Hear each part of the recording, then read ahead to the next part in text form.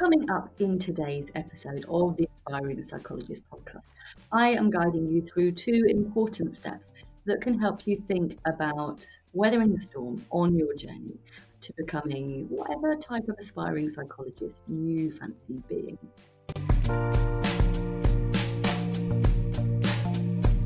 If you're looking to become a psychologist, then let this be your guide. With this podcast at your side, you'll be on your way to being qualified. It's the Aspiring Psychologist podcast with Dr. Marianne Trent.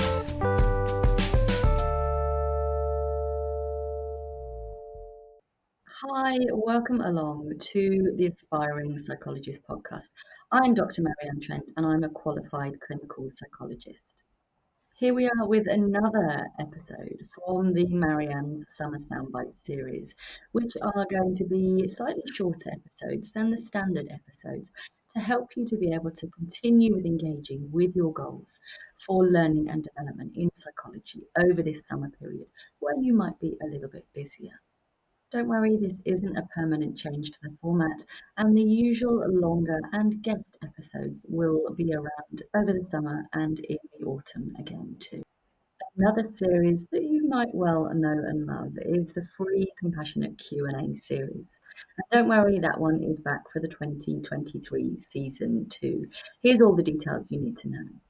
So as you can see on your screen, we have the first of those coming up on Monday, the 4th of September 2023, and that starts at 6 p.m. A replay will, of course, be available too, and the best place to find the replay is Dr. Marianne Trent on YouTube. The second of the sessions is Tuesday, the 3rd of October 2023, also at 6 p.m. Again, a replay is available. And the third and final session to support application season for the DClinPsy, but also EdPsych is also a similar time of year, is going to be Tuesday the 7th of November 2023 at 6 p.m. So don't wait, don't delay, connect with me on socials now so that you can dive right in when the time comes. On LinkedIn, I am Dr. Marianne Trent. Come and connect or follow.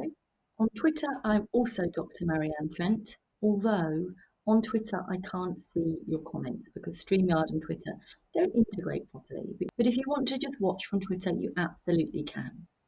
On YouTube, I am Dr. Marianne Trent. My Facebook page is also Dr. Marianne Trent.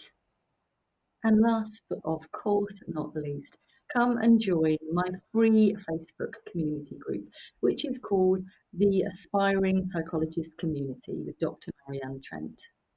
I do always endeavour to get live on Instagram as well, but it's not quite so interactive because it means I have to get my phone rigged up behind my webcam.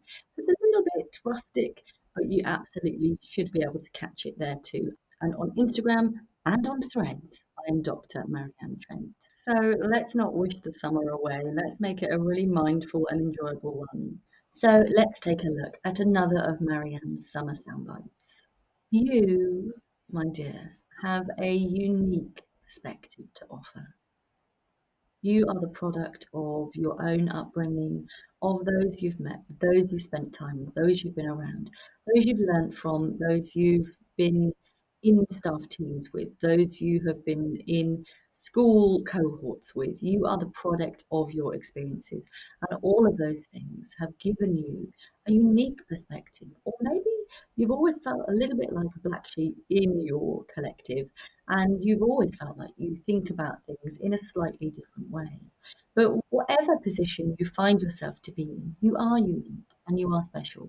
And I believe you have something rich and rewarding to be able to offer your clients, maybe even shape, build and grow services, interventions, research and important things that are going to make a real difference to people's lives around the country, around the UK and the world for that matter. And that all comes from you. That comes from your commitment and your determination and the unique way that you see the world and the problems that you will navigate and how you come up with ideas to get around them, to overcome them. It makes me think about the famous book going on a bear hunt. No, we can't go over it. We can't go under it. We can't go around it. We have to go through it. And you will find your own ways to get over, round, down, under the problems, or to have a real errorless learning approach where you eradicate the problem cropping up in the first place. You have the opportunity to bring fresh perspectives and fresh insight and fresh, you know, determination and enthusiasm to the career, to the field. And I know when I was in my second year of training, my supervisor, who randomly managed to break both of her arms, at the same time, I recently broke one of my arms. So sending lots of love to you. She said to me during a supervision session just how much she has had enjoyed supervising assistants and trainees, because she felt that she gained and learned so much from them, the way that they saw the world and the things that excited and delighted them and drove them, their passions, the things they were interested in, the research they had done, and the clinical areas and populations they had previously worked with. So yeah, don't forget to really consider yourself as unique. Don't necessarily feel like just because you're not in agreement with someone else in the team, or perhaps even your supervisor, that you're wrong, or that you need to squish that in some way. So sometimes we need to be able to play the game, but of course, if you've got concerns about anything, then you need to raise those in the appropriate way. But it's okay to explore the way you see the world in supervision, and to think about cultivating your own research and clinical interests. Let's take a quick break and I'll be back along with the next of our learning points. Reflective accounts of mental health professionals on the way to getting qualified. So many tips and lessons to learn from. So many things that you can try. The aspiring psychologist collective. The aspiring psychologist collective.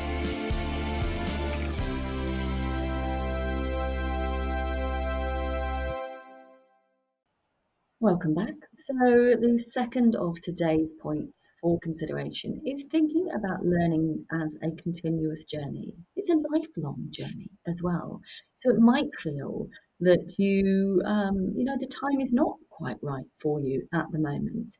So even among the people that I did my undergraduate psychology degree with in the late 90s and early 2000s, there's recently been people who have started to think that maybe a career in professional psychology might be for them. And so it's never too late. As you might well remember from our recent podcast episodes with Fiona and with Mark, when it's your time and you're ready for the next step, you can always climb back on board.